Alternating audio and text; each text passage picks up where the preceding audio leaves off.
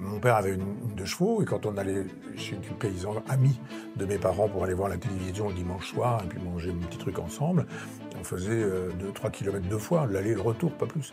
Et on rentrait, le pare-brise de la deux chevaux de mon père était constellé d'insectes.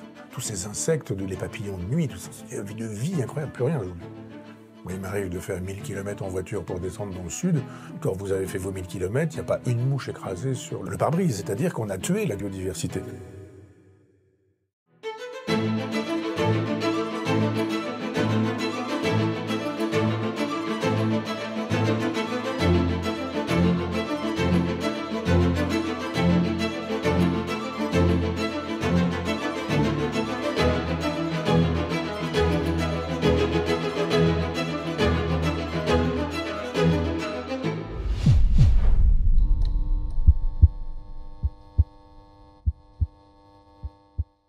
Bonjour Michel Onfray. Bonjour. Merci beaucoup d'avoir accepté cet entretien. C'est la deuxième fois que vous venez à Boulevard Voltaire. Vous êtes donc philosophe et essayiste qu'on ne présente plus. Vous avez publié un nombre extrêmement important d'ouvrages. On tourne autour de 150, peut-être plus. Mais aujourd'hui, plus particulièrement, si vous venez à Boulevard Voltaire, c'est essentiellement pour nous parler de ce livre qui vient de sortir début janvier, « Entendez-vous dans nos campagnes ?» et qui est en fait une originalité parce que c'est un recueil d'échanges épistolaires entre la directrice du syndicat de la coordination rurale et vous. Et Véronique Le Floch vous interpelle à travers des lettres et vous lui répondez dans vos lettres. Et sur le mal-être, la question c'est le mal-être des paysans. Alors, c'est à l'occasion de ce livre que la semaine dernière, alors que vous étiez venu pour parler de ce livre, à Caen, dans un lycée hôtelier, vous avez été interdit de parole. Donc, si j'ai bien compris, la conférence a été annulée plus ou moins au dernier moment. Ma première question, en fait, c'est de savoir si c'est la première fois que ça vous arrive, qu'on vous met à l'écart comme ça, que vous avez une omerta sur vous. Et est-ce que c'est la première fois dans votre vie ? Ah non, c'est très ancien. D'abord, merci pour votre invitation, mais très ancien, le péché véniel ou mortel, c'est mon Freud, c'est le livre que j'ai pu faire sur Freud. Et c'était quoi, c'est plutôt exactement une douzaine d'années, je crois. Et là, franchement, j'ai touché un tabou de la gauche, et d'un seul coup, je suis devenu détestable. Et je me souviens que Madame Rodinesco, qui avait mené une campagne contre moi, avait initié une pétition qui, au nom de la liberté d'expression, c'était ça le plus drôle, au nom de la liberté d'expression, interdisait la diffusion de mon cours sur France Culture. Et elle avait obtenu 1500 noms, dont des gens, il y avait 10 noms de jeunes Chinois qui avaient eu le temps de lire 500 pages, le livre venait de paraître. Elle a parlé d'un livre dans lequel il n'y avait aucune note et aucune bibliographie. Il y avait 30 pages de bibliographie. Il y avait une seule note, parce que je disais dans cette note qu'il n'y aurait pas de note en bas de page, il y en aurait trop. Mais qu'à chaque fois que je citais Freud, je mettrais un chiffre romain et puis un chiffre arabe, et que ce serait le numéro de la tomaison, le numéro de page, etc. Enfin, il y a une cabale qui s'est lancée contre moi à cette époque-là. Puis après, ça a été l'antisémitisme. On a beaucoup utilisé ça contre moi. Donc, j'aurais dit que Freud avait psychanalysé Hitler. J'ai évidemment jamais dit une chose pareille. Factuellement, je travaille, je dis pas de sottises, on peut ne pas être d'accord avec moi, mais enfin, je travaille et c'est sourcé et documenté. Et là, il y a eu un début, un début de la fin, je dirais. Donc, on a commencé à ne plus m'inviter, on a commencé à dire que j'étais antisémite, que j'étais infréquentable. Philippe Val, qui aujourd'hui donne des grandes leçons sur la liberté d'expression, m'interdisait d'antenne en disant que j'avais été invité, il était directeur de France Inter à l'époque. Ne m'invitait pas, faisait des émissions entièrement consacrées à attaquer ce livre. Le téléphone sonne, par exemple, à l'époque. Il y a des gens qui disaient, enfin bon, il y a mon frère, il veut l'attaquer, vous auriez pu au moins l'inviter. Il a été invité, il n'a pas voulu venir, ce qui était évidemment faux. Et donc c'est là que, comme un rideau qu'on ouvre, comme ça, on se dit, ah c'est ça, la gauche bien pensante, tolérante, humaniste, quand on donne des arguments. C'est un livre documenté, il a fait plus de 500 pages, ce livre. Quand on donne des arguments sur la psychanalyse, Freud disant lui-même que ça ne soigne pas, il parlait d'un blanchiment de nègre, c'est pas moi qui ai inventé l'expression. Lui qui, à la fin, quand il va mourir et qu'il est devenu Freud, dit un jour on réglera tous ces problèmes-là avec de la pharmacie, mais pour l'heure c'est pas le temps, c'est pas le cas et c'est pas le temps venu encore. Donc ce que j'aurais fait aura au moins servi à ça. Moi je disais, regardez, Freud lui-même n'était pas freudien. Et donc il y a eu des cas qui ont été inventés par lui. Il disait que ça soignait, que ça guérissait, c'était faux, etc. Enfin il y avait matière à débat. Il n'y a jamais eu de débat. Il y a eu des insultes. Et puis après, ça a continué, quoi. Donc j'ai diffusé, mon cours sur l'Université populaire a été diffusé sur France Culture. On avait 1 million de podcasts chaque été, et j'ai été viré par un mail que Sandrine Trainer, directrice de France Culture à l'époque, a envoyé à mon éditeur sonore, Patrick Frémaux, qui me dit, tu aurais pu me dire que tu as arrêté. J'ai dit, je n'arrête pas, et deux, je découvre ça avec ton mail, je n'étais pas au courant, donc j'ai été mis à la porte de France Culture, et je suis aujourd'hui interdit de service public depuis 7 ans. Alors quand je dis interdit de service public, on me dit, oui, mais vous avez été invité à telle date, etc. Oui, effectivement, il a pu m'arriver par téléphone de répondre à François-Régis Gaudry dans son émission gastronomique sur la question des huîtres en Normandie. Donc ça a pu m'arriver. Ouais. Et puis il y avait Emmanuel Kérad qui lui aussi s'est fait mettre à la porte, qui, alors que j'étais au Salon du Livre par exemple à La Réunion, il était là, il m'a posé quelques questions, on est allé sur le marché, on a parlé des épices, etc. Donc à part 2 ou 3 moments où effectivement j'ai pu parler de gastronomie, mais surtout pas de politique, ou surtout pas d'actualité, ou surtout pas de mes livres, je suis effectivement interdit de service public. Ça veut dire France Inter, France Info, France Culture, France Musique, ça veut dire Arte, La 5, ça veut dire, etc. Enfin, tout. Donc non, j'ai un peu l'habitude, ça ne m'étonne pas beaucoup, ça prend des formes diverses et multiples. Puis c'est pervers. J'ai reçu le livre d'un garçon là qui a écrit un livre du genre pourquoi ceux qui parlent de décadence se trompent, la décadence n'existe pas, etc. Bon. Et puis il me fait une dédicace en me disant à Michel Onfray, qui ne sera pas forcément d'accord avec tout ce qui se dit là, mais en espérant avoir l'occasion et le plaisir de vous rencontrer un jour pour en parler. Et voilà un livre où il est question de décadence. J'ai écrit un livre de 500 pages qui s'appelle Décadence. Et je parle beaucoup de décadence depuis un certain temps, mais je ne suis pas dans la bibliographie, je ne suis pas cité, je suis nulle part. Donc il y a une espèce d'effacement, je n'existe pas. Et parfois, effectivement, je me fais inviter dans un lycée hôtelier parce que je sortais d'une émission de CNews, il y avait un jeune garçon qui était dans le couloir et qui me dit, il était stagiaire à Europe 1, il me dit « Ah, ma mère vous adore, elle aimerait tellement vous faire venir dans son cours. » Je dis « C'est facile, voilà ma carte, appelez-moi, puis on organise ça. » Et donc ça, c'est mon épouse Dorothée qui a organisé l'intendance et donc qui a calé le jour, l'heure, le sujet, la thématique, il y a une affiche qui a été faite.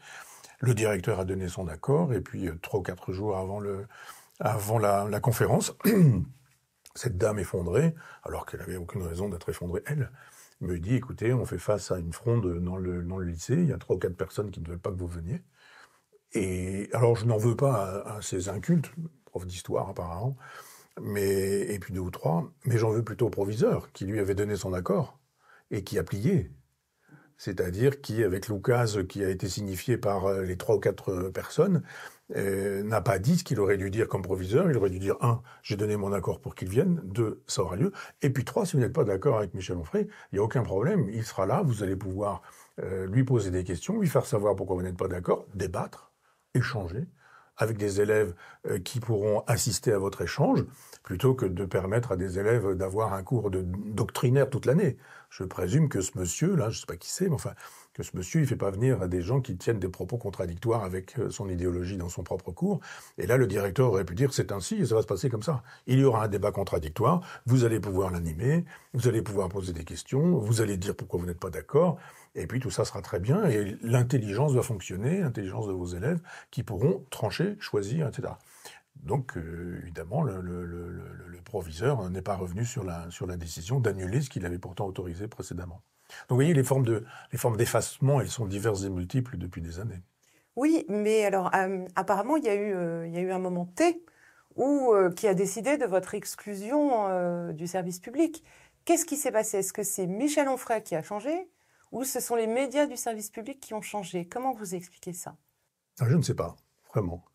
Je ne sais pas, parce qu'il n'y a pas eu d'explication. Alors, je ne sais pas. Il y a 2 hypothèses. J'ai trouvé obscène, franchement obscène, cette photo d'Emmanuel Macron qui enserrait 2 jeunes Antillais torse nu et luisants, avec l'un d'entre eux qui faisait un doigt d'honneur. Et j'avais fait un texte très, très ironique, en faisant des variations sur le doigt, et en disant qu'il y avait effectivement ce fameux doigt d'honneur, mais que finalement il y avait 5 doigts, et que sur les 5 doigts, on pouvait lui reprocher ceci, cela, etc. J'avais développé un certain nombre de choses, notamment, j'étais revenu sur cette idée qu'il avait gagné beaucoup d'argent quand il était à la banque Rothschild, et que cet argent avait disparu dans la déclaration des fortunes qui étaient celles des candidats au présidentiel, et qu'il avait fait savoir que quiconque en parlerait publiquement serait poursuivi par lui en justice. Et j'ai dit, j'en profite pour que puissiez me poursuivre en justice, etc. Donc il y a eu ce texte, très très ironique, au point que des gens m'ont dit « Ah, il y a des gens qui font courir un texte obscène en laissant croire que c'est toi ». Je dis « Ah non, c'est moi ». Et donc là, il y a eu une punition, je pense. Je ne sais, j'ai pas de preuves, je peux pas dire ça, mais je mets en relation ce genre de choses. Après, je me dis, si je veux pas être paranoïaque sur ce sujet-là, elles vont un peu le débat. Je ne peux pas imaginer qu'un président de la République soit dans la vengeance, ou dans le ressentiment, ou dans la mesquinerie, ou la petitesse, surtout pas de la part de ce monsieur, qui est doué de tellement de vertus, que peut-être ça peut dépendre de ce que je dis. Et là, je me dis, finalement, il y a des gens qui vont beaucoup plus loin que moi dans la critique de notre époque. Et je pense que si vraiment il y a peut-être une explication raisonnable, rationnelle ou audible, je ne sais pas. Je n'ai pas d'explication autre que ça. Je dis peut-être la vengeance avec cette photo et ce texte que j'avais fait. Et puis après, on se dit, mais ce type, il parle trop de l'Europe. Et ça, c'est le sujet tabou. Il ne faut pas toucher à l'Europe. L'Europe, c'est fantastique, c'est merveilleux, c'est formidable. Quiconque ne défend pas l'Europe est un nazi. Quiconque défend le Brexit, comme c'est mon cas, est un vichiste, etc. Einstein, qui a été patron de l'Europe pendant 10 ans, lui était réellement un ancien nazi, ça ne gêne personne. Tous les anciens vichistes ont été de ceux qui ont rendu possible la création de l'Europe au départ, ça ne gêne personne. Il ne faut pas faire l'histoire de ça, puisque c'est un mythe et que c'est formidable. On a des héros, ils sont tous formidables. On a François Mitterrand, héros de l'Europe, mais aussi vichiste, ayant la Francisque, etc. Donc si vous commencez à faire de l'histoire avec ces gens-là, c'est gênant. Si vous parlez du pacte germano-soviétique en disant que peut-être les communistes aujourd'hui sont malvenus de donner des leçons de résistance, etc., etc. Et là, on se dit, voilà, une parole trop libre, il vaut mieux, plutôt que de lui envoyer des contradicteurs, lui interdire de s'exprimer. Donc, ça peut être ça, l'origine de la censure. Mais ce sont des conjectures personnelles, j'ai pas d'explication. On ne donne pas d'explication dans ces cas-là. On ne vous dit pas, vous ne serez plus invité parce que vous avez dit ou fait ceci ou cela. Vous constatez que vous n'êtes plus invité. C'est ça. Ou alors que, récemment, France Inter m'a consacré 1 heure entière. Fabrice Drouel, qui a fait une émission qui s'appelle Affaires sensibles. Je suis donc à moi tout seul une affaire sensible. Et qui disait, m'a-t-on dit, moi j'écoute pas les ordures qui sont balancées sur moi, ni même ce qu'on écrit sur moi. Donc, et qui a passé 1 heure à m'accabler avec un sociologue en peau de lapin, là, qui à la fin dit... Il a perdu sa compagne d'un cancer, ça l'a beaucoup changé. À une époque, c'était un philosophe qui était vraiment quelqu'un de bien, de gauche. Puis maintenant, bon, il est devenu un sale type d'extrême droite, un fasciste. Enfin, ça se comprend, il y a eu un deuil dans sa famille. On mesure l'intelligence du propos. Moi, je dis juste que la gauche a changé. Moi, je n'ai pas changé.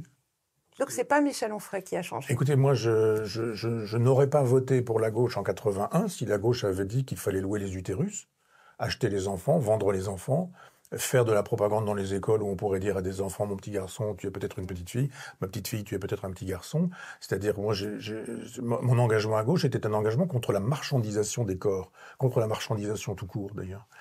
Et ces gens, ils ont changé. Souvenez-vous, Terra Nova qui nous dit, il faut laisser le peuple à la famille Le Pen, maintenant il va falloir faire un peuple de substitution, donc etc., etc. Je dis, mais non, il y a toujours un peuple. Moi, quand je vois les gamins qui passent en mobilette à 10h, 11h du soir ou en vélo pour livrer des pizzas, je me dis, le prolétariat, ça existe toujours. Que fait la gauche pour ce prolétariat-là? Pas grand-chose. Et donc, je dis simplement que l'évolution de la gauche, qui a conduit le Parti socialiste, qui disait en 1974, par la voix de François Mitterrand, quiconque ne veut pas rompre avec le capitalisme ne peut pas être dit socialiste. On s'est dit, il a rompu avec le capitalisme, le Parti socialiste. Et comment? En devenant giscardien en 1983, et puis jusqu'à Hollande, et puis Macron, qui est un homme qui vient du socialisme. Donc je dis, ah non, moi je suis fidèle à mes idées. Vous avez été infidèle à vos idées. Donc appelez-moi un type d'extrême droite, et me parlez de mon virage d'extrême droite ou je ne sais quoi. Mais aujourd'hui, vous êtes en train de dire, ah, c'était un philosophe intéressant quand il faisait l'université populaire. Mais quand j'ai fait l'université populaire pendant près de 20 ans, jamais on a dit que j'étais philosophe. On a dit que j'étais un sous-philosophe, que c'était pas de la philosophie. Puis là, maintenant, ils sont en train de dire, ah, mais celui-là, il était bien, mais maintenant, il a changé, etc. Quand tu mets De Gaulle en 1992, je dis du bien de lui, même 1991, puisque c'est dans un texte de la Revue des Deux Mondes et que c'est publié ensuite en volume en 92. Et donc, je dis, non, mais il y a une cohérence chez moi, je ne suis pas libéral. Le marché ne peut pas faire la loi. Il ne peut pas faire la loi à l'école, il ne peut pas faire la loi à l'hôpital, il ne peut pas faire la loi en prison, il ne peut pas faire la loi, etc., etc. Donc, moi, j'ai une cohérence. Je ne pense pas que le marché puisse faire la loi. C'est autre chose qui doit faire la loi. C'est l'homme, au sens classique du terme. Et tous ces gens qui ont changé me disent que c'est évidemment moi qui a changé, c'est l'histoire de la paille et de la poudre. Absolument. Mais alors pour en revenir à la liberté d'expression, il y a on dit qu'il y a un grand vent de liberté qui souffle, qui vient de l'Amérique, là. Depuis l'arrivée de Donald Trump, l'élection de Donald Trump, et puis surtout la récupération du réseau X, qui fait beaucoup parler, qui fait beaucoup trembler la gauche française, justement. Il y a ce libertarien d'Elon Musk qui autorise toute parole sur ces réseaux, qui va secouer même la politique intérieure des États européens. Il va en Angleterre, il secoue le scandale de Telford, l'histoire des fillettes qui ont été violées par des gangs pakistanais. Il se mêle de la politique même en Allemagne pour soutenir Alice Weidel qui n'avait pas assez la parole.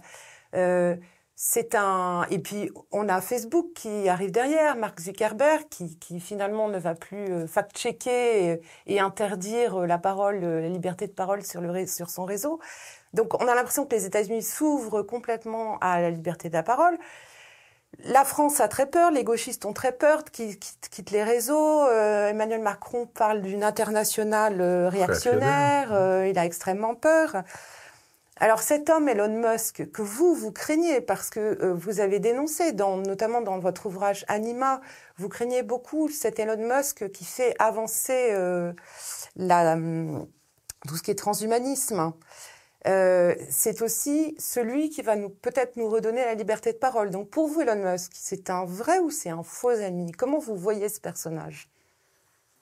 Oui, alors moi je pense en termes de civilisation. Avec Donald Trump, on a vraiment eu un discours programmatique civilisationnel, vraiment.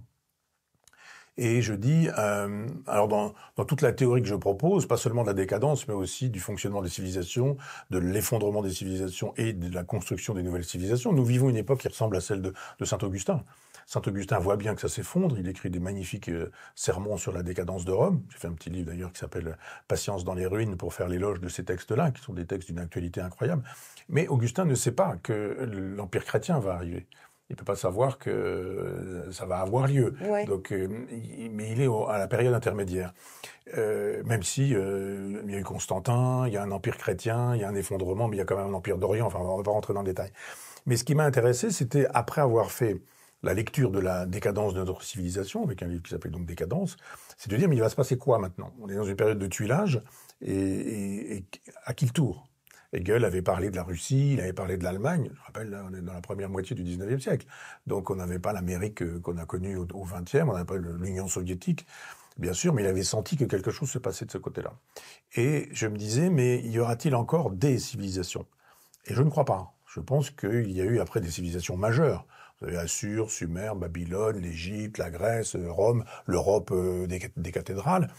Et puis, il va se passer quoi après? Qu'est-ce qui peut avoir lieu? Est-ce qu'on va avoir une civilisation qui serait l'islam, par exemple, une civilisation dominante qui serait islamique? Moi, je pense que l'islam fait un travail de nettoyage. C'est-à-dire que c'est un travail de destruction de la civilisation judéo-chrétienne, mais pas de construction. Il y a plein de jeunes qui sont pas prêts à laisser tomber le hashish, la bière, les boîtes de nuit, enfin un genre de mode de vie hédoniste au sens vulgaire du terme et pas au sens philosophique du terme. Et je disais, allez voir du côté de Trump, parce que s'il y a un réchauffement climatique et qu'il est évident, la cause anthropique reste à démontrer. Moi, je suis intéressé par l'histoire et par l'histoire des longues durées. C'est-à-dire que si vous regardez la création du monde, de notre planète, et que vous voyez comment ça fonctionne, il y a une date de naissance et il y a une date de décès annoncée. On le sait. Je crois que c'est 4,5 milliards d'années. Enfin, je ne suis pas très doué avec les chiffres. Mais ça va avoir lieu. Voiture thermique, voiture électrique ou pas, pot catalytique ou pas pot catalytique, vélo à la place des voitures à Paris. Ça a lieu, ça aura lieu. Parce qu'il y a eu des cycles de réchauffement et de refroidissement. On ne sait pas comment ça marche. Il y a simplement des cycles solaires. On est un univers, mais il y a des plurivers, des multivers. Il y a aujourd'hui des gens qui travaillent au CNRS et qui sont des gens sérieux. C'est pas Jean-Claude Bourré et les ufologues qui nous disent qu'il y a des soucoupes volantes, mais qui parlent de civilisation extraterrestre. Donc on sait qu'on a des plurivers et que notre univers a une Terre qui, elle, est en péril.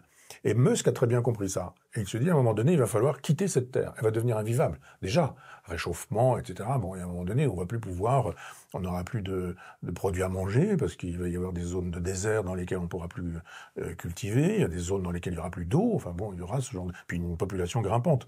Donc il y a un moment donné où il faudra quitter cette Terre avant qu'elle ne nous quitte. Et Musk y pense. C'est le Christophe Colomb de notre époque. Christophe Colomb, il peut découvrir l'Amérique parce qu'on invente la caravelle. On invente un bateau qui peut permettre de quitter un continent et puis d'aller chercher l'Inde, les nouveaux mondes, l'or, les épices, ou ce genre de choses. Puis on connaît l'histoire, découverte de l'Amérique, etc.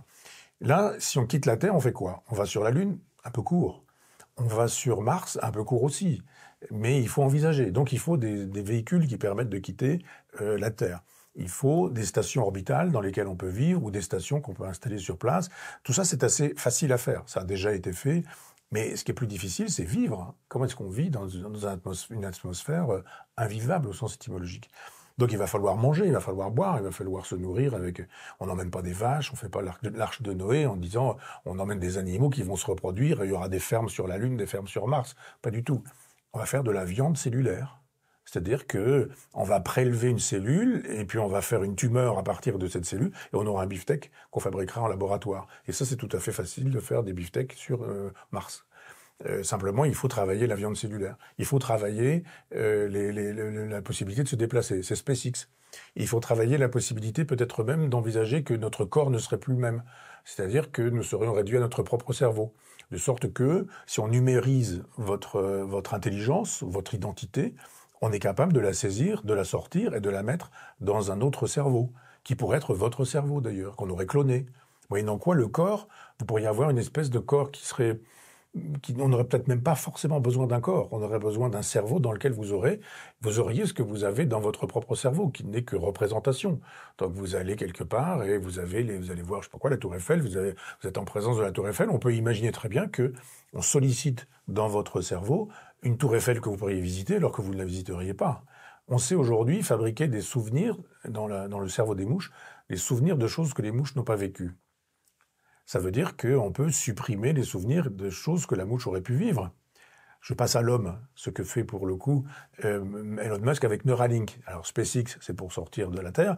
Neuralink, c'est ce puçage qui, avec une pièce d'1 euro ou 2 euros, équivalent de ça, vous permet aujourd'hui de disposer de tout ce qui se trouve sur le net. C'est-à-dire que vous êtes branché directement sur Google ou sur Wikipédia. C'est-à-dire que vous n'avez jamais lu La Recherche du temps perdu, mais vous avez le souvenir de La Recherche du temps perdu, puisque vous sollicitez par Neuralink les informations qui nous permettraient d'avoir des discussions, vous et moi, sur un livre que nous n'aurions lu ni l'un ni l'autre. Je ne parle pas pour le coup de la recherche du temps perdu. Mais tout ça est possible si vous dites, ben voilà, on économise l'espace dans l'espace. Quand on est sur Mars, quand on est sur la Lune ou quand on est dans une station spatiale, évidemment, on ne peut pas disposer de l'espace dont on dispose quand on habite en Normandie et qu'on peut prendre sa voiture, son vélo, marcher, et puis voilà. Et donc là, pour le coup, c'est votre cerveau qui devient votre centre du monde. Et ce cerveau, il peut être dans une espèce de boîte, et vous pouvez avoir une vie qui pourrait être déconnectée du corps. On pourrait aussi déconnecter les organes de votre propre corps. Si on garde ce corps, on peut très bien imaginer que, une fois que le cœur est vieillissant, par exemple, eh bien, on reclone votre propre cœur et vous retrouvez le cœur que vous aviez quand vous aviez 20 ans, alors que vous avez 90 ans, etc. Donc, je suis intéressable sur ce sujet-là parce qu'on pourrait voir comment tout fonctionne sur tous les sujets, y compris le retour du sacré, du religieux, à partir de la virtualisation qui devient plus réelle que le réel. Et c'est le projet de Musk. Et je le dis depuis le début. Je dis, s'il y a une civilisation qui s'efface, hélas, la nôtre, judéo-chrétienne, il y a un travail de nettoyage de ces civilisations qui est fait par ces peuples musulmans qui veulent, l'Oumma, qui veulent absolument détruire et conquérir, en disant il faut absolument qu'on puisse conquérir. Ils peuvent peut-être un temps conquérir, mais en termes de civilisation, c'est sur 1000 ans, 2000 ans. Je crois qu'il faudra compter avec ça. La Terre devenue inhabitable et un Elon Musk qui, lui, dit il faut penser à ça, donc travaillons à tout ça. C'est-à-dire, vous conduisez une voiture Tesla, ben, vous êtes juste en train de donner des datas. Vous utilisez Neuralink, on vous dit ah ben oui, mais regardez, ce monsieur, il a eu un accident de moto, il est tétraplégique. Neuralink, ça va permettre de le faire marcher. Et de leur dire bah oui, bah évidemment, je suis pour Neuralink, on va pouvoir faire ce genre de choses, etc. C'est le cheval de Troie. Mais quand vous mettez tout ça côte à côte, il y a une grande cohérence chez ce fou génial qui est Elon Musk, qui nous dit « Moi, je fais des voitures, c'est pour permettre les Tesla, c'est pour avoir les datas. Moi, je fais Neuralink, mais c'est juste pour pouvoir permettre une vie extracorporelle. Moi, je travaille à SpaceX parce que, etc., ou Hyperloop sur les déplacements en vitesse. Enfin, à chaque fois qu'il y a un chantier, un grand chantier, c'est dans une perspective civilisationnelle. Alors ça, je le dis depuis plusieurs années. J'ai souhaité même qu'on fasse un numéro hors série sur lui, à Front Populaire, puis on n'a pas eu le contact, il est impossible à contacter, ce monsieur. et pour quelqu'un comme moi. Et donc j'ai laissé tomber. Mais maintenant, tout le monde s'intéresse à Musk. Simplement, la donne a changé. C'est devenu le bras droit ou le compagnon de route du président des États-Unis, qui lui a envie d'y aller. Vous avez vu l'intelligence artificielle, là, il a mis un paquet, je ne sais plus, c'est trop grand pour moi, c'est 500 milliards, je ne sais plus. J'arrive plus à penser quand les chiffres sont, quand il y a autant de zéros. Mais lui, il dit, voilà, moi je mets le paquet, Trump dit, je mets le paquet sur l'intelligence artificielle. Qui va bosser sur l'IA? Elle existe déjà, il a déjà une société qui travaille sur ce sujet-là. Comme il s'est d'ailleurs un peu fait dépasser, à un moment donné, il dit, oh, il faudrait qu'on fasse un moratoire. Arrêtons, réfléchissons. Dans le genre, arrêtez. Moi, j'arrête pas pendant ce temps-là, j'essaie de reprendre mon retard. Et puis, quand on aura décidé qu'on reprend, j'aurai refait mon retard. C'est vraiment très stratégique chez lui. C'est un homme sans foi ni loi, hein, Musk. Et donc, il travaille à ça. Et il a là un chef de l'État qui dit, mais je suis là avec vous. Faut pas oublier que quand il envoie des fusées dans l'espace, SpaceX, ce type dont on nous dit que c'est un libertarien, il va fonctionner à la tronçonneuse en supprimant tous les fonctionnaires, etc., il n'existerait pas s'il n'y avait pas de financement public. C'est l'argent de l'État qui lui permet de faire ça. Alors évidemment, l'État, c'est formidable quand vous avez un Trump qui dit « nous allons aller sur Mars ». Mais ça fait l'affaire des deux. Il y a l'État qui dit « nous ne savons pas le faire, on vous donne de l'argent, vous allez savoir le faire ». Lui, il dit « moi, j'ai pas l'argent, mais je sais le faire, allons-y ensemble ». Et tous les deux disent « embrassons-nous Folleville ». Et qu'est-ce qu'ils font? Ils créent une nouvelle civilisation. Mais en attendant, Elon Musk, lui, permet une liberté de parole qui, vous en êtes une des victimes, qui est en train de se rétrécir en Europe. Oui. Oui, parce qu'on peut se dire, je suis éjecté du service public. Bon, voilà, plus de France Inter, plus de France Culture, etc. Bon, elle dit très bien, on a fait ce que j'ai fait, moi, c'est-à-dire on crée une web TV et on crée son média indépendant. Mais le média indépendant, eh bien, il y a des gens qui le contrôlent et qui vous disent, ah, mais vous n'avez pas le droit d'exister, vous n'avez pas le droit de dire ceci, vous n'avez pas le droit de dire ça. C'est-à-dire que vous avez les fameux fact-checkers, c'est-à-dire des gens qui nous disent il y a de l'info, il y a de l'intox, c'est nous qui allons vous dire ce qu'est l'info. Mais c'est de l'intox. Le propre des pages de désintoxication du Monde ou de Libération, c'est que ce sont les pages les plus intoxicantes du monde. Quand on nous dit attendez, on va vraiment faire le travail qui va nous permettre de savoir si c'est vrai ou si c'est faux, vous pouvez être sûr que vous avez le politburo derrière. Et qui vous dit non, mais là, vous pouvez être sûr que dans Libération, vous aurez toujours des fact-checkers qui diront que monsieur qui a dit que peut-être on pourrait poser la question de manière anthropique sur la question du réchauffement climatique, qui dit un réchauffement climatique, quelle est la part de l'homme? Ah non, ça c'est déjà interdit de poser la question. C'est-à-dire qu'il y a des réponses qui sont interdites, il y a des questions qui sont interdites, il y a des discours qui sont interdits, et là on est dans Orwell. C'est-à-dire que, je rappelle ce que je dis tout à l'heure quand j'ai publié mon Freud, c'était au nom de la liberté d'expression qu'on m'interdisait de m'exprimer. La perversion, c'est quand même ça. C'est vous allez vous taire parce que vous ne dites pas la vérité. Et nous, on sait ce qu'est la vérité. On dit, mais pour savoir ce qu'est la vérité, il faut débattre. C'est vieux comme le monde, du moins c'est vieux comme la Grèce, au moins. Ou sur l'Agora, ou chez les Romains sur le Forum, la question était, quid de la vérité? Pensons-la, voyons-la. La vérité de Platon, c'est pas la vérité d'Aristote, qui n'est pas la vérité d'Épicure, qui n'est pas la vérité de Zénon. Et puis on débat, et puis après, chacun se fait son avis. Là, on dit, mais pas du tout, ne débattez pas. Pas besoin de vous faire votre avis, la vérité, c'est ça. Et la vérité, c'est le wokisme, moi, chez ces gens-là. Alors, revenons à cet ouvrage pour lequel je voulais vous interroger aujourd'hui. Qu'est-ce qu'il y a dans ce livre, à propos de liberté d'expression, qu'est-ce qu'il y a dans ce livre qui gêne? Pourquoi est-ce que vous avez été interdit d'une conférence pour parler de ce livre? Et d'abord, première question, pourquoi est-ce qu'un philosophe comme vous s'intéresse au monde paysan et à son mal-être? Alors moi, je pense que le garçon, je pense que c'est un garçon, mais qui est un prof d'histoire, m'a-t-on dit, je ne sais pas qui c'est, hein. Mais lui, il n'a pas lu mon livre. Je pense qu'il ne peut même pas toucher ce livre. C'est le livre d'un fasciste, d'un nazi. Donc lui, il se dit, il est sur CNews toutes les semaines. Donc c'est la fachosphère, c'est la réacosphère, etc., etc. Donc je suis un pestiféré. Donc je ne pense pas qu'il n'ait pas voulu que je dise quoi que ce soit sur la question de l'agriculture. Il veut juste que je n'existe pas. Il veut me canceller, comme on dit aujourd'hui. Il veut m'effacer. Je pense qu'il pense comme ça. Ces gens-là ne lisent pas beaucoup de livres, s'ils savent encore lire. Mais ça, c'est l'explication que je donne. Je ne pense pas qu'il y ait des raisons idéologiques, si ce n'est l'attaque ad hominem. C'est un facho. Et puis l'affaire est réglée. La raison pour laquelle j'ai accepté ça, c'est que mon père était ouvrier agricole. Ouvrier agricole, je dis bien, c'est-à-dire pas petit paysan, pas petit propriétaire. C'est pas pareil quand vous avez 4 hectares, même si ce ne sont que 4 hectares. Et si vous êtes ouvrier agricole, c'est-à-dire mon père, il louait sa force de travail. Il était salarié, il n'avait que ça. Il n'avait pas de ferme, il n'avait pas de propriété, il n'y avait pas de bien familial, mes parents étaient pauvres. On a vécu dans une maison, il y a 2 étages, 17 mètres carrés au rez-de-chaussée, 17 mètres carrés à l'étage, et on dormait à 4 dans la même chambre. Moi, j'ai connu ça jusqu'à l'âge de 17 ans. Il n'y avait pas de douche, il n'y avait pas de salle de bain, il y avait des toilettes, mais il fallait sortir et c'était dans une cave. Et on vivait avec mon petit frère, qui est toujours mon petit frère, même s'il a 63 ans aujourd'hui, dans cette maison avec mes parents. Ma mère était femme de ménage. Et donc, la paysannerie, je connais, et j'aime les paysans.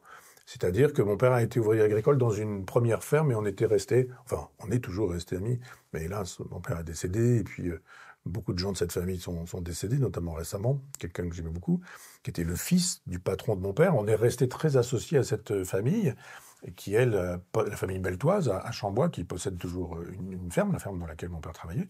Et donc j'ai de l'affection pour ce monde. Et puis mon petit frère, lui, il aurait bien aimé être paysan. Mais il n'avait pas l'argent. Mes parents n'avaient pas les moyens de lui acheter une ferme. Mais lui, il était très... Enfin, je parle au passé parce qu'il est retraité. Mais il était très travailleur, il est toujours. Mais il aurait pu travailler 10 heures par jour et 7 jours sur 7 parce que ça ne l'aurait pas gêné. Il aime la terre, il aime la campagne. C'est un paysan refoulé parce que, bon, voilà, maintenant il va chez des copains, il donne un coup de main, il fait la moisson, il conduit les tracteurs. Et à un moment donné, quand j'ai commencé à gagner un peu d'argent, je lui ai dit peut-être que on pourrait, combien ça coûte une ferme, comment on peut faire, je pourrais peut-être t'aider, et puis je te prête de l'argent, puis tu me rembourses, puis tu me rembourses pas, et puis voilà. Et là, concrètement, j'ai vu à quoi ça ressemblait. Donc là, il y a une vingtaine d'années, que de vouloir être paysan et de se dire, je veux bien ne pas gagner d'argent, je veux bien travailler 7 jours sur 7, je veux bien être paysan. On dit, ben vas-y, on y va, et puis maintenant on cherche. Ah oui, ça coûte ça à l'hectare, ça coûte ça, une ferme. Vous avez un banquier qui dit, les banquiers, vous savez, ils vous prêtent de l'argent si vous avez de l'argent. Si vous n'avez pas d'argent, les banquiers pouvaient toujours courir, c'est comme les assureurs, ça assure beaucoup, mais sur le papier. Et quand vous dites, bon ben voilà, j'ai ceci, ah oui, mais il y a eu ceci, il y a eu ça, ah ben oui, mais vous n'avez pas lu la page 13, l'article 12 et l'alinéa 1 dit que c'est pas un cas qui nous permet de rembourser votre accident, votre sinistre, je ne sais quoi. Et donc les banquiers, il n'était pas question qu'ils prêtent de l'argent à mon frère pour qu'il achète une ferme. Et il fallait un apport d'argent, c'était un apport qu'il ne pouvait pas avoir. Donc j'ai connu le monde de l'agriculture et de la paysannerie avec mon père qui était ouvrier agricole, l'humiliation de mon père, traité comme moins que rien, qui était payé moins que rien aussi, et qu'on considérait mal. C'est-à-dire, il dormait 3 heures la nuit pendant la moisson, et on ne le payait pas plus cher, pas moins cher. Et l'hiver, quand il faisait moins 10 et sur 3 ou 4 jours, on lui disait pas reste chez toi, ça ira comme ça. On lui dit tu viens, tu travailles, on va te trouver du boulot, fais ceci, nettoie cela, peins ceci, gratte cela, etc. Enfin, il n'y avait pas d'humanité. Et puis des salaires humiliants. Et donc, les paysans que je vois aujourd'hui et que j'ai pu rencontrer sont des gens qui ont des valeurs qui sont les miennes. C'est-à-dire le sens de l'honneur, de la parole donnée, la connaissance des cycles naturels. C'est-à-dire que moi, quand je suis dans mon village natal, là, l'un des plus beaux moments de ma présence quand je suis là, c'est de sortir dans ma cour le soir et de regarder la Voie lactée. Il y a des gens qui ne savent pas ce que c'est. Et donc, quand vous vivez en contact avec la nature, ce qui était le cas de mon père, il y avait les cycles, et on savait très bien, voilà, printemps, été, automne, hiver, et que il y avait de la sève, ça montait, ça grimpait, il y avait des bourgeons, il y avait des fleurs, ça s'épanouissait, il y avait des feuilles, il y avait des fruits, c'était formidable. Et puis, avec l'automne, eh bien, la sève descendait, les feuilles brunissaient, et puis elles tombaient, et puis il y avait évidemment plus de fruits, ils tombaient, ils pourrissaient, etc. Et puis après, il n'y avait plus rien, puis ça recommençait, etc. Et ce grand cycle virgilien, mon père vivait dedans. C'est-à-dire, mon père n'a jamais lu un livre de philosophie, mais il était philosophe. C'est-à-dire qu'il avait compris la nature, il était dans la nature, il obéissait au rythme de la nature. Et donc, le paysan, pour moi, c'est le modèle, paysan virgilien. Et puis, ce que j'ai connu aussi avec mon père, c'est qu'il était né en 1921, c'est que juste après la guerre, il était là le 6 juin 1944 quand les Américains, les Canadiens, etc. sont arrivés. Il travaillait dans la ferme où il était. Et donc, il a vu les chars, les avions, etc. Et quelques temps plus tard, il labourait avec les bœufs, puis il labourait avec les chevaux. Quelques temps plus tard, on lui a envoyé dans un cadre de bois, il y avait plein de pièces. C'était un tracteur que mon père appelait le Marshall. Et donc c'était un Marshall qu'il pilotait. Quand il venait manger déjeuner à la maison, il garait le tracteur dans la petite ruelle de la maison de mes parents. Jusqu'à ce que je comprenne que c'était pas un Marshall, c'était un McCormick. Mais Marshall, c'était le nom du plan Marshall. C'est-à-dire quand les Américains sont arrivés, ils ont gagné le 6 juin avec les moteurs. Le général de Gaulle le dit. Il dit le 6 juin 44, le 18 juin 40, pardon. et que on gagnera quand on aura plus de moteurs que les nazis, et pas parce que leur idéologie est moins bonne ou meilleure, ou je sais pas quoi. Il dit, il nous faudra simplement des moteurs, donc moteurs d'avion, moteurs de sous-marin, moteurs de barge, moteurs de bateau, moteurs de moto, moteurs de jeep, moteurs de camion, etc., etc. Il dit, ben, supériorité mécanique a fait que on a gagné. Que les Alliés ont gagné. Sauf que la supériorité mécanique dans la paysannerie, c'est le tracteur. Fini les chevaux, fini un certain type de rapport à la nature, vous n'êtes plus avec la charrue, vous n'avez plus les pieds dans la glèbe, et vous n'entendez plus les alouettes, et vous n'êtes plus là en train d'appuyer sur la charrue, et vous avez un tracteur qui pue, ça marche au gazole, ça fume, vous avez le vent qui vous met ça dans le nez toute la journée, et puis on dit, mais c'est ça vos rendements à l'hectare, c'est pas beaucoup. Il faudrait mettre des intrants. Et là, on commence à avoir des produits, et puis il y a toute la chimie, et ça détruit tout ça. Mon père avait une de chevaux, et quand on allait chez des paysans amis de mes parents pour aller voir la télévision le dimanche soir, et puis manger un petit truc ensemble, on faisait 3 kilomètres 2 fois, l'aller et le retour, pas plus. Et on rentrait, le pare-brise de la deux chevaux de mon père était constellé d'insectes. Mais constellé. C'est-à-dire qu'il fallait nettoyer et enlever et gratter les insectes morts, les insectes qui arrivaient, qui étaient écrasés. Même chose sur les phares, et dans le rayon des phares, le rayon lumineux, on voyait tous ces insectes, les papillons de nuit, tout ça. Il y avait une vie incroyable, plus rien aujourd'hui. Moi, il m'arrive de faire 1000 km en voiture pour descendre dans le sud, notamment parfois la nuit. Quand vous avez fait vos 1000 km, il n'y a pas une mouche écrasée sur le pare-brise, c'est-à-dire qu'on a tué la diversité, on a tué la biodiversité. Et donc, mon père l'a su après ça. Il a dit, ben oui, nous, on a mis des produits, on passait des journées entières, la ferme faisait 500 hectares, la ferme sur laquelle il travaillait, et il a bien eu conscience à un moment donné de polluer les sols. Et quand il est parti à la retraite, mon père, un jour, on est allé dans les champs où il travaillait, mais il n'y travaillait plus, et là, on a vu quelqu'un qui est passé avec un avion pour traiter. C'est-à-dire qu'il avait utilisé le bœuf et le cheval, puis après, il avait utilisé le tracteur, et puis à son tour, là, il assistait à quelqu'un qui est passé quasiment en rase-motte, comme ça, avec un avion, et puis qui balançait un nuage de produits chimiques. Alors évidemment, ça roule comme ça sous les ailes, puis ça s'arrête pas à la limite du voisin, hein. C'est-à-dire que ça roule, et puis quand le champ du voisin, il est vraiment il est juste à côté, évidemment, mais il se prend lui aussi les produits chimiques. Et donc là, on a détruit ce que j'ai connu, moi, quand j'étais gamin, c'est-à-dire les herbes folles, les bleuets, les coquelicots, parce que le 14 juillet, on faisait des bouquets bleu, blanc, rouge avec le coquelicot, avec le bleuet, et puis avec le blé. Et bien tout ça, on ne trouve plus du tout. Et puis il y avait des hauteurs de blé, etc. Et là, vous aviez un champ, maintenant vous avez un champ, c'est la même hauteur, il n'y a plus d'herbe, il n'y a plus rien du tout. On a détruit le sol, on a détruit la terre. Donc quand on a avec la Confédération paysanne des gens qui nous disent ça va pas, et je sais bien que ça va pas, parce que ça fait des années que j'ai vu, aussi bien avec mon père, l'évolution de mon père, mon frère, les paysans que je connais aujourd'hui, je vois bien qu'il y a des souffrances et des misères, et que je ne peux pas ne pas être à leur côté.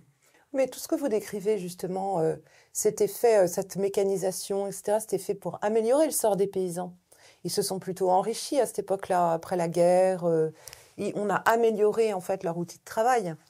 Et pourquoi, à votre avis, pourquoi est-ce qu'ils sont dans cette détresse-là actuellement? Pourquoi est-ce qu'on les a vus il y a un an monter à Paris? Pourquoi est-ce qu'on les entend beaucoup encore maintenant? D'autant plus que là, ce sont les élections dans les chambres d'agriculture qui ont lieu, la campagne bat son plein au mois de janvier. Comment est-ce que vous expliquez? Pourquoi? Quelle est la raison profonde? Et est-ce que pour vous, c'est... parce qu'on entend parler, on entend dire que c'est peut-être la disparition. Eux, ils crient en disant on va disparaître. Est-ce que c'est un des signes de déclin de notre civilisation? Oui. Et pourquoi? Oui. Pourquoi la paysannerie?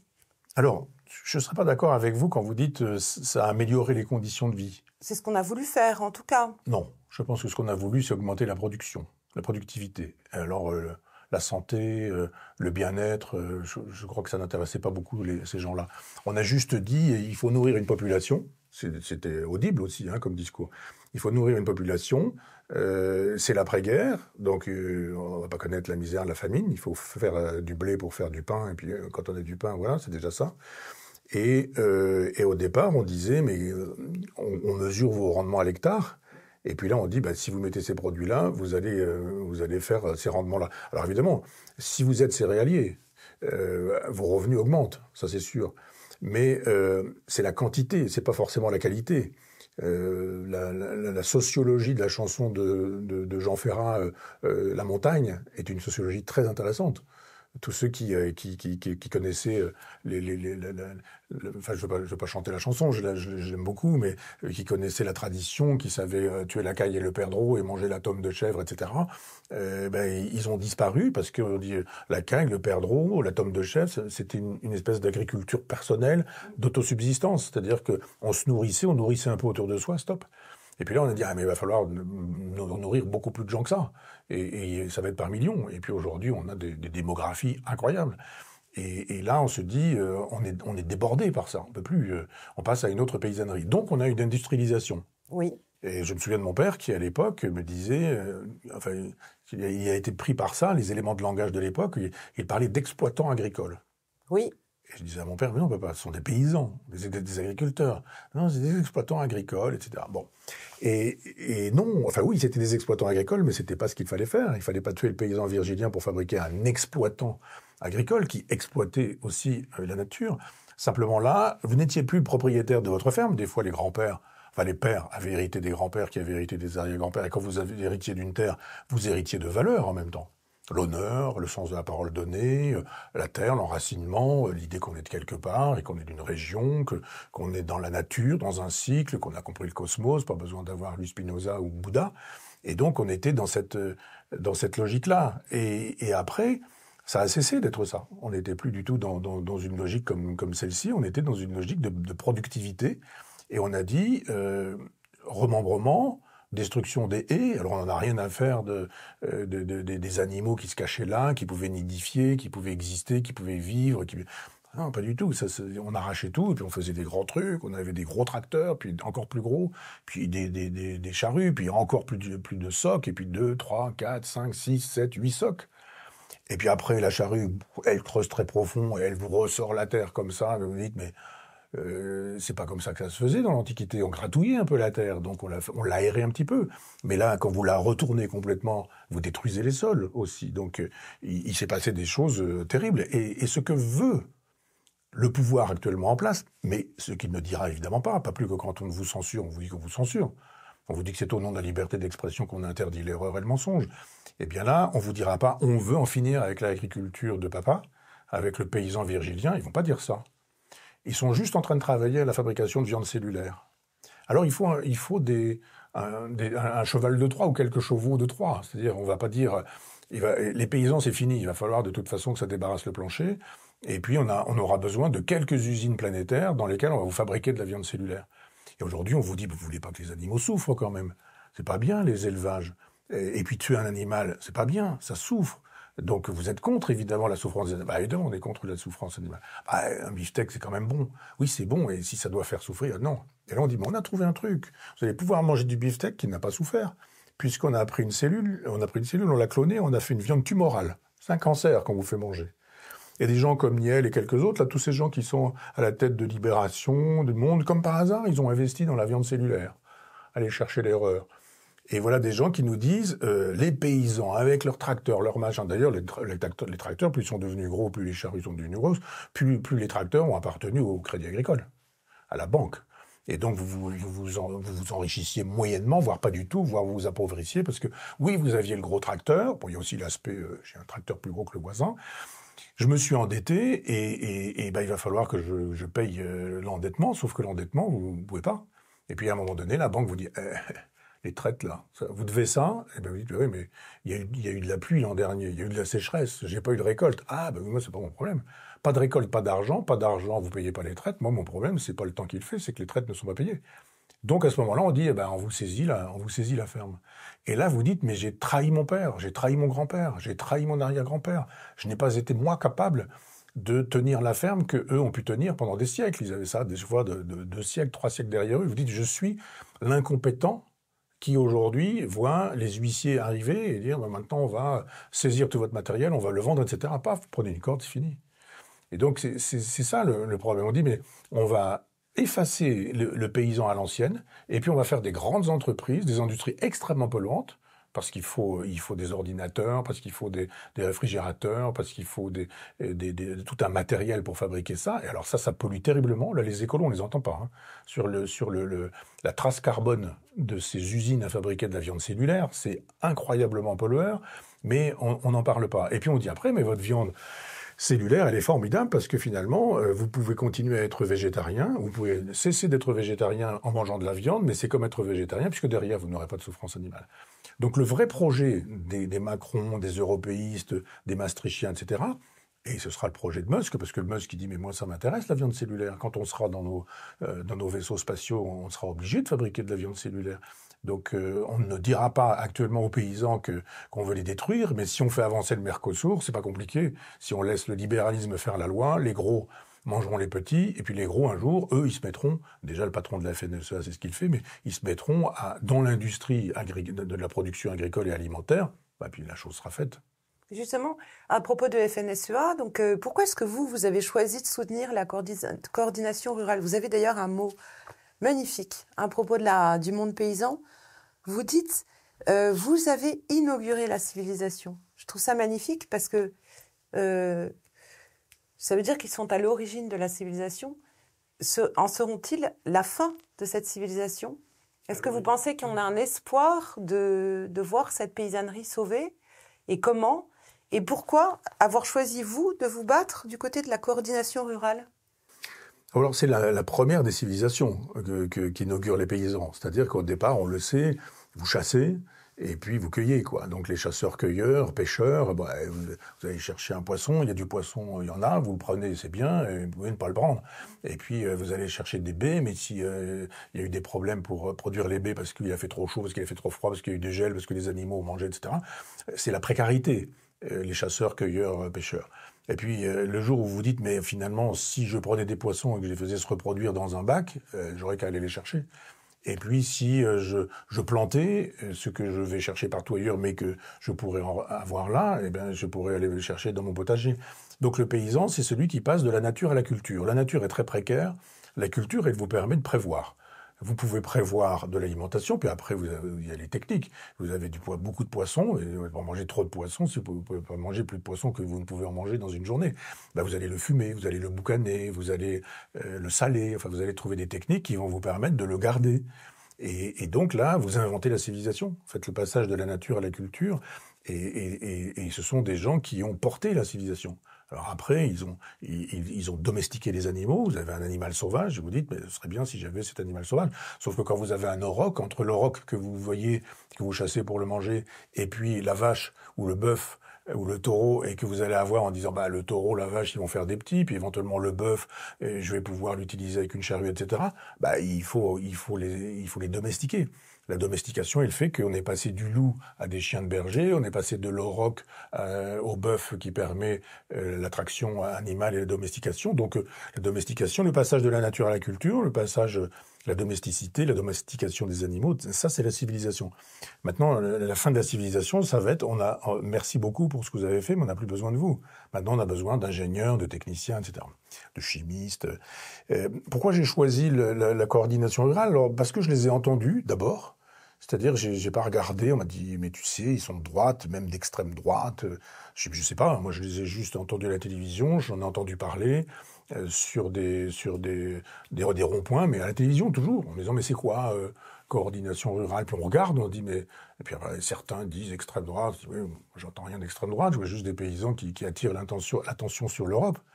Et plutôt que de faire des grands discours sur l'Europe et qui disent « Ah mais nous, regardez ce qui se passe », plutôt que de faire des grands discours de géostratégie ou de géopolitique sur l'Ukraine, ils nous disent juste « l'Ukraine, ça nous fout par terre ».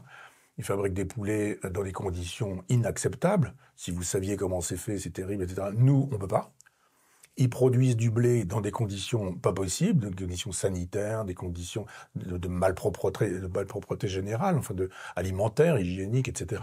Nous, on ne peut pas. On est obligé de ceci, cela. Et puis d'un seul coup, ils nous disent bah, c'est ça l'Europe. L'Europe nous dit vous n'avez pas le droit de faire ça. Tous les autres en dehors de l'Europe, ils ont le droit de faire comme ils veulent, quasiment de nourrir leur poulet à la dioxine, s'ils le veulent. Et puis on amènera les poulets en priorité, puisqu'ils sont en guerre. Donc on dit ah mais priorité aux pauvres Ukrainiens, donc amenez-nous votre blé, on va vous l'acheter. Les paysans disent nous on a fait du blé. Et on a fait du blé avec des inspecteurs qui viennent voir si on n'utilise pas tel produit. On n'a pas le droit de faire ceci, on n'a pas le droit de faire cela, on n'a pas le droit de tailler Noé. C'est interdit de ceci, c'est interdit de cela. Ce produit, oui, mais c'est pas celui-là. Celui-là, quand vous l'utilisez, c'est entre telle date et telle date, avec tant de grammes de dilution par litre, etc. Nous, on est hyper contrôlés. Donc, évidemment, il y a un moment donné où il y a un coût. On répercute avec un coût. Et puis, en face, il y a des gens qui disent, nous, notre coût, il est moindre. Oui, évidemment, quand vous avez besoin d'acheter, vous allez acheter ce qui coûte le moins cher, sauf que c'est le plus toxique, le moins écologique. Là, on ne parle plus d'écologie non plus sur ce terrain-là. Et donc, quand j'ai entendu ces gens, notamment Véronique Le Floch, que j'avais vue toute pétillante, toute scintillante, là, qui allait d'un tracteur l'autre, etc., je me suis dit, ils sont bien ces gens, j'aime bien leur discours. Puis un jour, ils m'ont contacté. Et puis, on s'est rencontrés dans un café à Paris. Et puis, ils m'ont demandé, je ne vais pas dire qu'ils m'ont demandé de l'aide, mais enfin, ils voulaient qu'on fasse quelque chose, ils ne savaient pas trop quoi, une conférence. Et moi, j'ai proposé ce livre. Je dis, écoutez, on échange, quoi. Vous me faites une lettre, je vous réponds, on se ferait une lettre, etc. Et on a fait ce livre d'échange de lettres, et dont je suis fier parce que je trouve que j'ai appris des choses, moi. C'est-à-dire qu'après, je suis allé à leur congrès à Poitiers, et je ne suis pas le philosophe qui est arrivé en disant, je vais vous apprendre des choses. Moi, j'ai appris plein de choses. À chaque fois que je voyais un paysan, il me parlait de ce qu'il faisait. Alors, il y en a un qui faisait du vin, l'autre du blé, l'autre des vaches, de l'élevage, l'autre qui m'expliquait comment il s'était endetté. Et puis un autre qui me raconte une histoire terrible. Il me dit ah ben moi c'est ma carte bleue qui m'a sauvé, j'ai failli mourir. Il me dit vous savez j'en avais marre, je pouvais plus, j'ai eu des dettes, je sortais plus la tête de l'eau. Et bien je me suis dit je vais acheter une corde et je vais me pendre. Et je suis allé dans un magasin, j'ai acheté une corde, je suis arrivé à la caisse, j'ai donné ma carte. J'étais interdit bancaire. Et il dit, je n'ai pas pu avoir ma corde. Il dit, ben ça ne marche pas, votre carte bleue, etc. Il dit, j'étais devenu interdit bancaire parce que j'étais trop pauvre. Et puis, voilà, quoi, la banque ne me faisait plus crédit, c'est le cas de le dire, ne croyait plus en moi. Il a dit, bon, ben tant pis. Il a laissé la corde, il n'est pas mort. Et il m'a raconté cette histoire. J'en avais les larmes aux yeux. Vraiment les larmes aux yeux.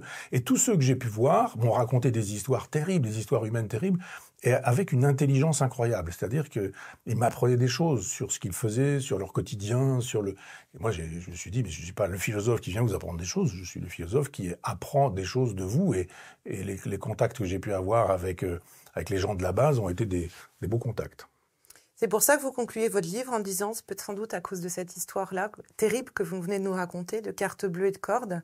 Je suis et je serai à vos côtés dans cette guerre-là. Vous concluez votre livre comme ça, et c'est très beau. Est-ce que vous partagez la réflexion de Véronique Le Floch qui dit que le monde paysan n'a pas dit son dernier mot et qu'il reste de l'espoir? Alors, je fais une petite confidence biographique, autobiographique. On a eu l'occasion, Véronique et moi, de parler de pas mal de choses en dehors du livre, notamment. Elle m'a présenté 2 ou 3 personnes, on a parlé concrètement de la ferme, etc. Et elle me disait que son mari trouvait qu'elle militait pour une cause perdue. Il disait, je voudrais pas dire des choses, trahir des secrets de famille, mais son mari a l'air, moi je dirais, plus lucide qu'elle. Lui dit, on va rien changer, ça changera rien de lutter ou de se battre, et pendant ce temps-là, je suis tout seul à la ferme pendant que tu fais du syndicalisme, quoi. Ce sont ses limites et en même temps son intelligence et ses qualités. Elle y croit. Et avec 2 ou 3 autres personnes, d'ailleurs, qui croient aussi que, ah non, il faut pas dire ça, non, on peut pas entendre ça. Quand je leur dis, mais c'est programmé pour disparaître, quoi. Ah mais non, mais vous nous faites perdre tous nos espoirs, etc. Je dis, je veux pas faire perdre vos espoirs, d'autant que à la longueur de leur vie, quand ils sont plus âgés, plus jeunes que moi, je dis, vous verrez pas. Vous verrez éventuellement des choses se défaire, mais c'est dans 3-4 générations que tout ça aura lieu. Donc, vous n'assisterez pas à ça. Mais je pense que le mouvement général est celui-ci. Donc Véronique, elle est optimiste, et heureusement. Si vous voulez faire du syndicalisme paysan, vous avez intérêt à être optimiste et à croire que vous faites des choses pour que ça change, et pour que ça change en mieux. Elle le croit, et heureusement. Il faut qu'on ait des gens qui ne soient pas des tragiques et qui soient optimistes pour défendre jusqu'à la fin des causes perdues.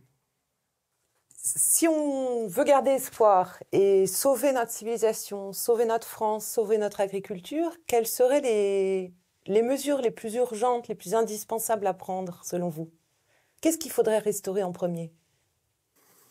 Je prends souvent cette image parce qu'elle est parlante. Vous savez, quelqu'un qui a 99 ans et qui a du mal à vivre et qui a du mal à se lever, à respirer, et qui peut évidemment plus ni courir ni marcher, etc. Il n'y a pas un médecin qui soit capable de venir en disant, écoutez, moi j'ai une potion magique, vous allez me prendre 3 gouttes là-dessus sur un sucre et dans 6 mois vous serez marathonien. C'est un menteur. Tout le monde le sait. Là, je pense qu'il y a des menteurs qui nous disent l'homme providentiel, la femme providentielle, le projet présidentiel, le programme présidentiel, j'arrive, yaka, on fait, etc. Non, c'est un mouvement civilisationnel.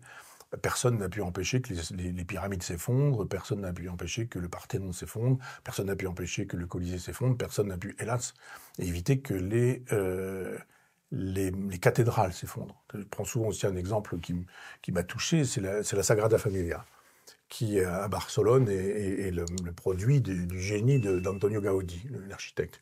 Gaudí décide de cette cathédrale au XIXe siècle. Il fait construire, travaille à cette cathédrale pendant tout le XXe siècle. Nous sommes au XXIe siècle. Nous avons déjà presque un quart de ce siècle de fait, presque. L'église n'est toujours pas, la cathédrale n'est toujours pas finie. Et le pape Benoît XVI est venu consacrer cette cathédrale alors qu'elle était en chantier. C'est-à-dire que c'était déjà une ruine. La cathédrale n'était pas finie, qu'elle avait déjà des allures de ruine, puisque vous avez encore, il y a encore des grues, il y a encore des palans, il y a encore tout ce qui montre qu'on travaille, que cette cathédrale n'est pas finie. Alors que moi, quand je suis à mon bureau et que je vois Notre-Dame, je vois l'abbaye aux Hommes, à Caen, de Guillaume le Conquérant, il a mis 25 ans, Guillaume, enfin, autour de lui. On a mis 25 ans pour fabriquer cette abbaye. En même temps, je sors sur mon balcon, j'ai l'abbaye aux Dames. Même chose. Je ne vois pas, parce que c'est un petit peu plus loin, mais il y a le château. C'est-à-dire que dans sa vie, Guillaume le Conquérant était capable de faire des cathédrales, de faire des châteaux, de faire des abbayes, de faire des hospices, etc., etc. C'est-à-dire qu'il y a 1000 ans, on était capable, dans une vie d'homme, de fabriquer ces choses qui tiennent le coup depuis 1000 ans. Ça tient debout. Caen a été rasé. Alors que là, une cathédrale voulue par Gaudi, sur 3 siècles, elle n'a pas encore réussi à poser sa dernière pierre. Je crois effectivement que c'est parce que la foi n'est plus là. Ou parce que si la foi est là, elle n'est pas assez nombreuse, il n'y a pas assez de quantité de foi, peut-être aussi de qualité de foi, ça c'est un autre sujet, mais pour rendre possible ce que les hommes faisaient quand ils étaient capables de construire Notre-Dame de Paris, par exemple. Alors oui, aujourd'hui on a restauré Notre-Dame de Paris, mais restaurer c'est pas construire, c'est pas produire. Et on a même un chef de l'État qui a décidé, pour faire un geste esthétique, de supprimer les vitraux de Viollet-le-Duc, pour installer, c'est comme les gens qui interdisent que vous puissiez vous exprimer au nom de la liberté d'expression, mais on va déposer les vitraux de Viollet-le-Duc pour faire quoi? Mettre des vitraux d'une jeune femme contemporaine, évidemment, dont le sujet est, je vous le donne en mille, célébrer Viollet-le-Duc. C'est-à-dire, hommage à Viollet-le-Duc, on défait Viollet-le-Duc, on repose, qu'on va mettre dans un musée, je sais pas, je pense, et on va poser des vitraux qui, eux, célébreront celui qu'on aura déposé, voilà où nous en sommes. Donc oui, je crois que cette civilisation s'effondre et que, à nos âges, quels que soient nos âges, ce qu'on verra, ce sera le commencement du délitement. Mais la fin totale, celle des barbares et des Alarics, des Goths et des Visigoths, ça arrivera, mais on ne sait pas quand. Mais il suffit de peu de choses, ça peut être demain. Ça peut être demain, il suffit de très peu de choses. On n'a pas le temps pour développer, mais je pense que ce qui rend possible l'effondrement de quelque chose de lézardé, c'est quelque chose dont on se dit par la suite, mais bon sang, c'est bien sûr, c'est ça qui a été la cause d'eux. Et j'ai quelques idées là-dessus, mais ça, c'est un autre sujet. Merci beaucoup, Michel Onfray. C'est moi.